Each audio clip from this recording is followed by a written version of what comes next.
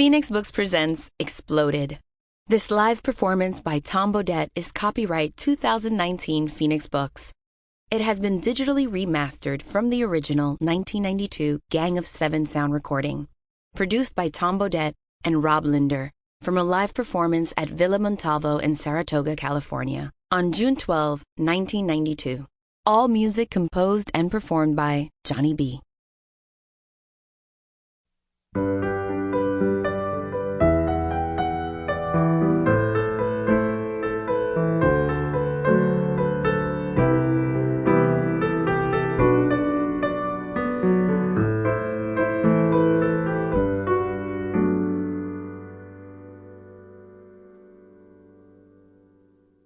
Of all the bodily functions humans have to deal with, crying is by far the hardest one for men to handle.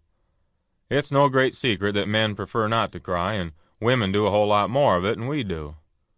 Of course, it might be argued that women have a whole lot more to cry about, but that's another discussion altogether. Even though it's rarely discussed around the beer coolers and campfires, men do feel a need to cry probably about as often as women. I'll readily admit that I've shed 1,000 times less tears over the years than I've had the impulse to. Well, why me and most guys refuse to cry has been blamed on everything from stupidity to social conditioning, and no doubt the answer includes a great deal of both. But the reasons that we don't cry are probably not as important as the reasons why we should. New research points out, as new research is prone to do, some startling facts about crying. It seems they found that tears contain a whole bunch of these nasty toxins the body makes under stress or emotional strain. It's beginning to look like crying is just another one of Mother Nature's charming little ways of ridding our bodies of a lot of crummy things we don't need floating around inside of us.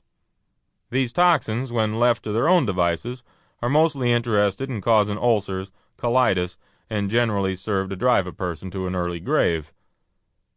We've known for years that men have a better chance of developing stress-related diseases than women do, and this has been blamed so far on the tendency in men to take themselves too seriously, work too hard, and generally conduct themselves like perfect idiots at least half the time. It's a popular argument that's hard to poke holes in, but crying may be offering us an out on this embarrassing topic. If all they say about this poison in tears is true, then men could add years to their lives and save a fortune on antacids if they let loose with a few more tears than they do. But talking about this is a whole lot easier than doing anything about it. See, I'm one of those guys who'll sit at the end of a tragic movie dinking around with a popcorn box on the floor rather than show my glassy eyes to anybody. Sample complete. Ready to continue?